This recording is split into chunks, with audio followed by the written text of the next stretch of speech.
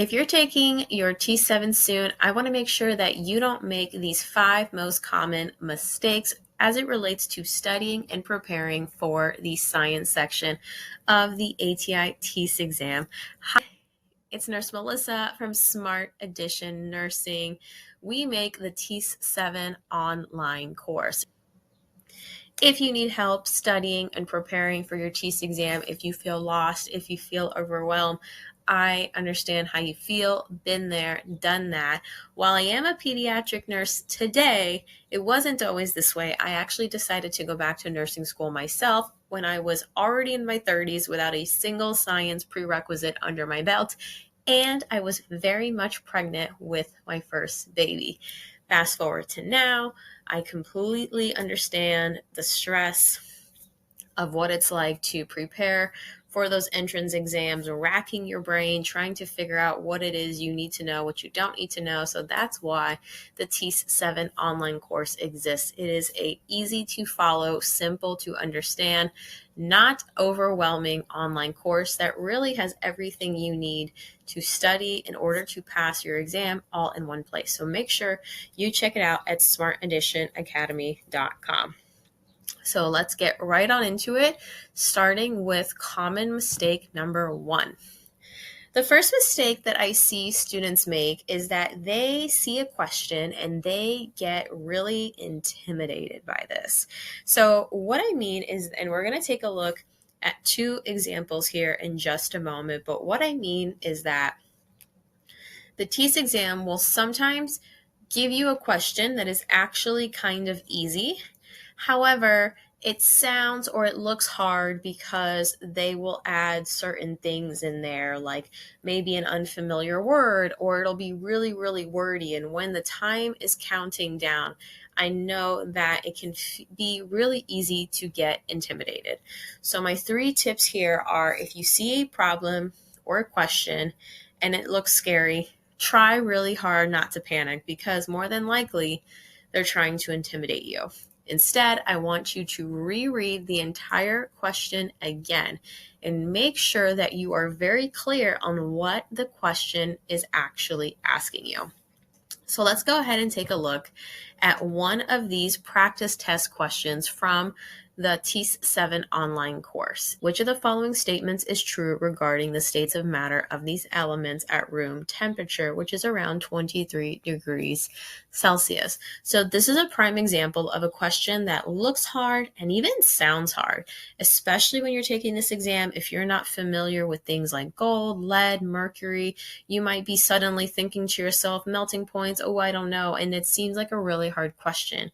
And remember, when that time is ticking, it's very, very easy to make silly mistakes. But what's really important to remember, and this is why I'm telling you to always make sure to read it twice and make sure that you're clear. In these questions where it seems a little bit complex, the way to achieve the answer, the way to solve the problem, is always going to actually be in the question. This is really just testing you on your reading comprehension skills, because it tells you the 3 melting points of these 3 metals: over 1,000, over 300, negative 38. And then it tells you that room temperature is 23 degrees. So the only answer that makes sense here is actually answer choice D, because it says that gold and lead are solid at room temperature and mercury is liquid. Mercury would be liquid because it melts at negative 38, and we know that room temperature is actually 23 degrees Celsius, so we know that it would be too hot in a normal room. However, gold and lead melt way above temperatures of 23 degrees Celsius. So all you had to do was read and figure out what it was asking you and make the best answer choice from there. So again, if it looks scary, just read it twice, because the answer is almost always in the question. Let's take a look at another practice test question. This question says a patient's blood pressure is 140 millimeters of mercury. Convert this pressure to kilopascals given that 1 mmHg is approximately 0.133. So again, this question, initially, if you read it, you're like, okay, blood pressure, mercury, kilopascals, what is this? This is not a conversion that I was prepared for. And you might initially panic, but you just have to remember, read it twice. It gave you the conversion that you needed in order to solve this question correctly. You didn't need to memorize this and you didn't need to panic because they gave you everything you needed in the question. So the correct answer for this problem is actually going to be A, 18.62, because they already told you that 1 mmHg is approximately 0.133. And they want to know how much is the patient's blood pressure, which is 140 millimeters. So all you need to do is 140 millimeters, multiply that by 0.133, and you will get in your calculator 18.62. So again, you may not be familiar with a kilopascal, mercury, blood pressure, all of that might make this question sound really hard, but you just have to not allow yourself to get intimidated. So let's take a look at mistake number 2. Mistake number 2 that I see that students make when preparing for their TEAS exam, specifically as it relates to science, is that they are way too vague, especially when it comes to their studying. They're really focusing only on memorization, knowing the definition of a word, but they don't really understand a more in-depth comprehension of what that word is, how it applies to the system, what does it have to do with homeostasis, kind of like what is that word or that system or whatever they're talking about, what does it have to do with like the big picture. And what's important to know when you prepare for your TEAS exam is you don't need to know what is a flat bone. A flat bone is, da-da-da-da. Instead, you need to be able to know a flat bone, and you need to be able to know the skeletal system so well, really understand it, so that you can answer questions like, which of the following correctly describes how the structure of a flat bone contributes to its function? The questions are not going to be straightforward. They're going to require you to know things like the characteristics, the function, the structure. So as it relates to avoiding mistake number 2 and making sure that you are not too vague in your studying, go beyond memorization. Do understand concepts instead of just memorizing terms and definition. This is not a memorization test. The TEAS exam is going to test your knowledge and your comprehension. I really cannot say this enough. You want to make sure that you also focus on the purpose and the function. Learn how each structure within each system, what its function is, what its purpose is, what is its job, and also if it plays a part in homeostasis. If so, what? You want to make sure that you always know the key details, study the functions. Again, I cannot tell you enough to know the functions. Trust me on this. Always be making a flashcard about something's functions. You will thank me later. But again, know the key details, the functions, the structure, and the characteristics. And then lastly, when you're studying, make sure that you know examples. Okay, so for example, a flat bone also includes ribs or the sternum. You want to make sure that you have examples in your mind associated with what it is you're studying. So let's take a look at a few examples of what is being vague and what is being specific enough for your TEAS exam. And I want you to take my examples and make sure that this is how you structure your notes and your study session. Be asking yourself these questions. What's the purpose? What's the functions? What's the structure like? What's its characteristics? What are some examples? I want you to always be asking those questions to yourself when you're studying. So this is too vague. Carbohydrates are molecules that provide energy and structural support in living organisms. It's not wrong, it's just not specific enough for the TEAS exam, because they're not going to ask you questions like, what is a carbohydrate? Instead, it would be better for you to really have a little bit more information about what a carbohydrate is. Carbohydrates are essential macromolecules. They are made up of carbon, hydrogen, and oxygen, usually in a 1-to-1 ratio. They have linear branch helical structures, which affect their function. They provide energy, they store energy, and they assist in cell communication. An example of a carbohydrate is glycogen. So you see, when you're studying here, I'm answering some of these few questions. What is a carbohydrate? What is it made up of? What does it look like? What are its functions? What do they do? What is an example? Always be asking yourself those questions when you're studying for your TEAS exam. Now, let's take a look at how being specific and studying this way, knowing things is structure, purpose, characteristics, how it's going to help you answer questions on your TEAS exam. This is another T7 practice test question from our T7 online course available at Smart Edition Academy. I want you to read the question and think about what the answer is. So the correct answer here is going to be D, provide a form of protection and support. And so the first thing you need to know in order to be able to answer this question correctly is you need to know what a neuron is, and you need to know what neuroglia is, okay? You need to be able to understand the differences in terms of their function and their roles within the nervous system.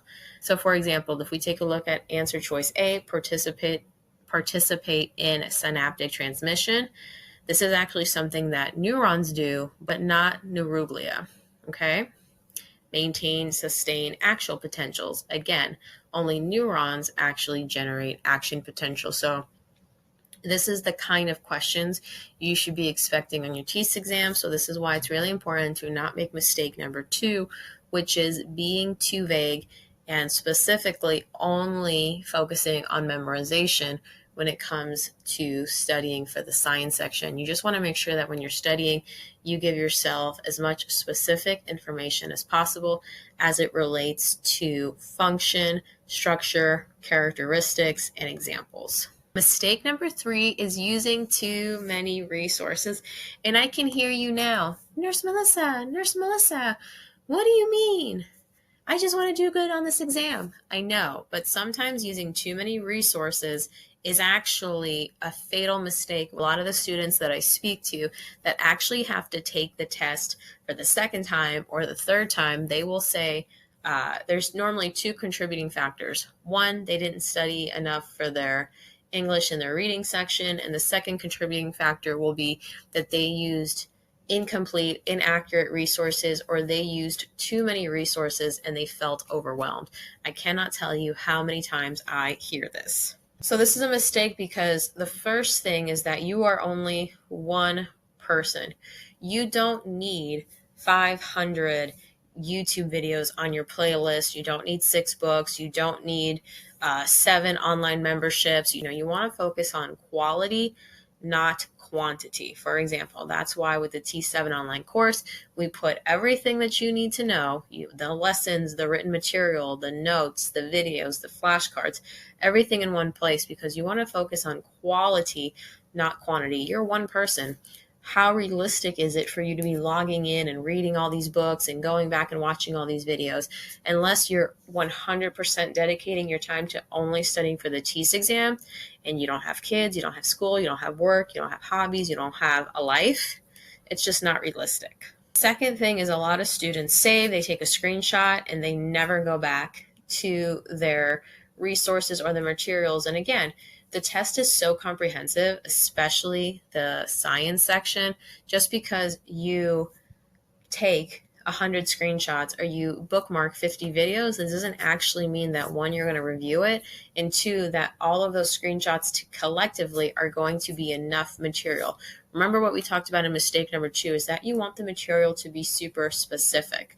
A 30-second TikTok video telling you to study macromolecules is not actually going to help you learn any information about macromolecules. There's also a lot of information out there that is just wrong. There's a lot of TikTokers, YouTubers, influencers, people trying to sell you stuff that are telling you stuff that is just simply not accurate. There is a reason why there are publishing companies with editors, and there are good resources that your advisors will recommend you to use. You want to make sure that you are using material that has a guarantee. For example, our T7 online course comes with a pass guarantee. You want to make sure that you don't base your study plan, you don't base this expensive exam around stuff that a random person on the internet who you don't even know said was on the exam. There are many different versions of the TEAS exam, and you just want to make sure that you're using a comprehensive material, not hearsay. Lastly, students make a lot of mistakes when it comes to practice tests. They think that practice tests are to be memorized and that practice test questions will help them pass their exam. That's not really how it works. You want to be using materials that have a lot of practice tests because you want to be able to use their practice tests as a guide to let you know what you need to study. No publisher under the sun is going to have identical questions from the TEAS exam. If they tell you they do, they're trying to scam you, okay? That would be cheating, and companies cannot be in business by cheating. Everybody would be getting sued left and right, but I digress.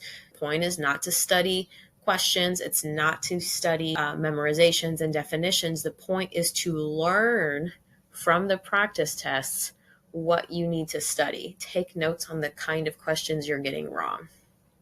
And lastly, I know you're watching this on YouTube, so it can seem a little hypocritical, but do be careful about YouTube.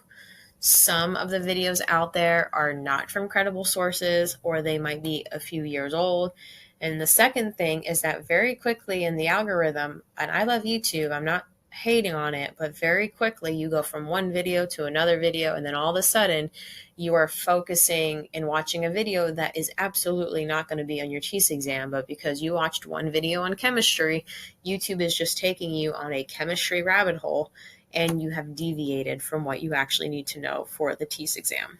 So with that being said, let's talk about mistake number 4, which is studying the wrong stuff. And really this goes hand in hand with what I was just talking about with using too many resources.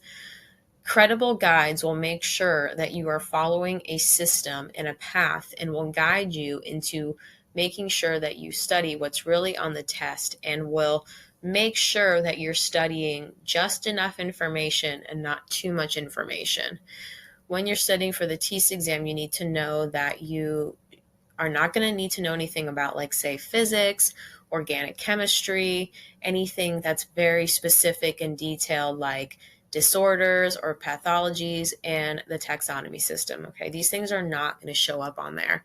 You want to make sure that really when it comes to A and P knowledge specifically, it's going to be the information that you learned in A&P 1 and A&P 2. Again, focus on functions, characteristics, important structure information, how this structure helps maintain homeostasis, how does it work in the big picture. On your TEAS exam, you might see some disorders like asthma or like the malaria virus, but nothing too crazy that you would not have covered in A&P 1 and A&P 2. So how do you make sure that you study the right stuff the first time and that you don't waste time and energy focusing on the wrong stuff? You want to start with a free practice test. I'm going to link one down in the description below. You start with the practice test. You take the test. At the end of it, you're going to get a diagnostic report. You look at that diagnostic report and you gauge, okay, I got a 72. Is that kind of close to my minimum score, or I actually need to keep studying? That's what your diagnostic report's going to do. It's going to kind of give you a gauge of how you did on the test if you were to do it today. Then you want to look at the questions you got wrong. Take notes on what you specifically got incorrect.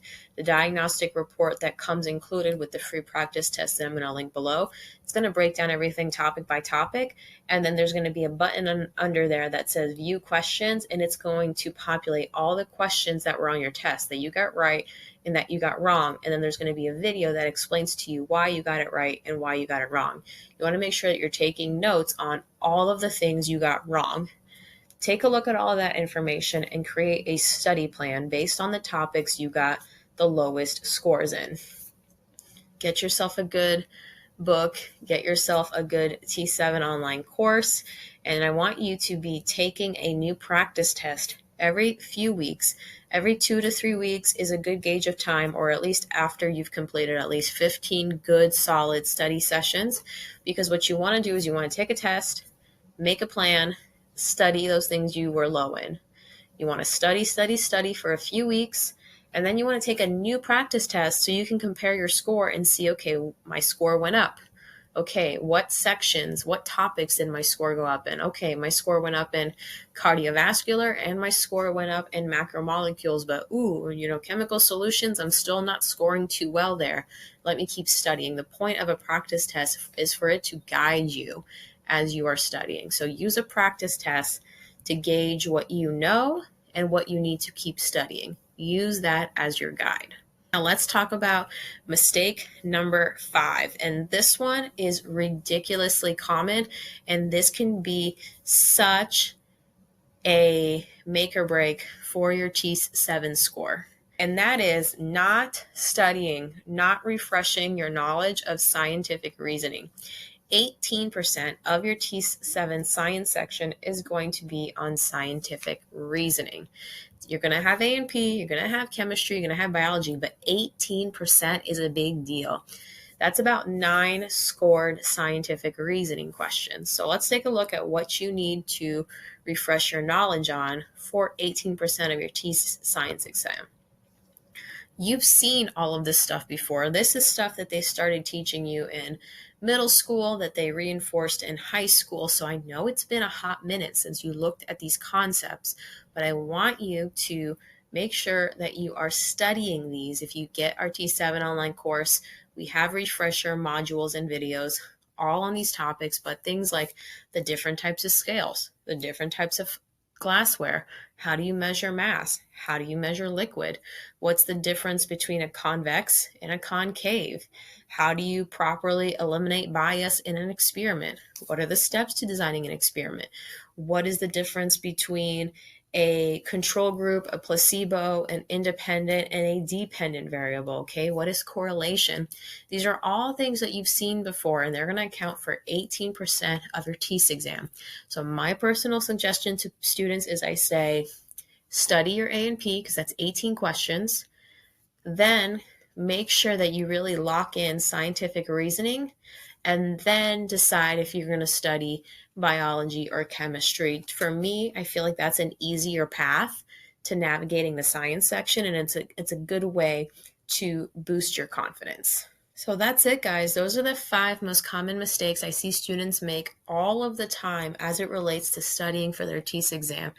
Thank you for watching. Please make sure to subscribe so you don't miss out on valuable TEAS 7 videos. Please share this with your bestie who is also applying to a healthcare program that requires the TEAS 7 exam. And remember, for everything that you need to study for your TEAS exam in one place, please consider getting the TEAS 7 online course from Smart Edition Academy. I have linked it down in the description below, along with that free practice test.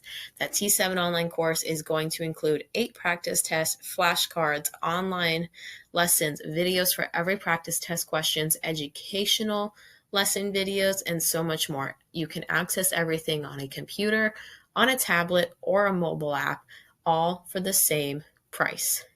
Thanks for watching, guys.